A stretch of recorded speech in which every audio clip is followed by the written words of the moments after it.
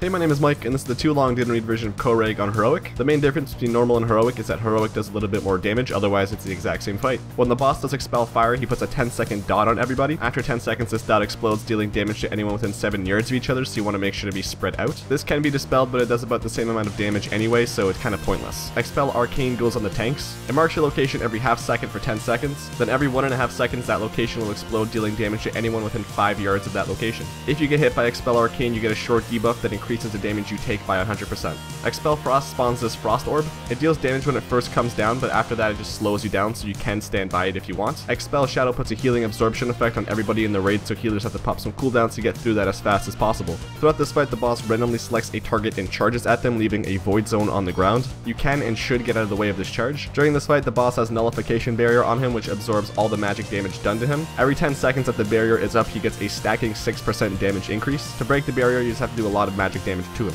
When you do break it, he runs to the middle of the room to recharge it. At that point, one of your raid members can go in there with him and get the barrier as well. The person in the center is going to be taking damage as well as 35% less healing, so you want to make sure to keep them up. Once this person has that barrier, their job is to go around standing in the green swirlies on the ground. If you're standing in this without the barrier, you're going to get one shot. There will always be more green swirlies than there are people with barriers, so you will be taking raid-wide AoE from the ones that aren't being absorbed. Also, when the boss is in the center, he spawns adds throughout his recharge phase. When these adds die, they do a raid-wide AoE unless they are killed inside the void zone. So the easiest strat is to have both your tanks picking up the adds, and then when the boss comes out, take the adds to the void zone and have range switch them and AoE them down. When the boss is in the center recharging his barrier, that's probably the best time to pop Lust and cooldowns because there's no absorption effect, so everyone's doing the max amount of DPS that they can. That was a too long didn't read version of Heroic Korag. If you have any questions, let me know down below in the comments. Thanks for watching and have a great day.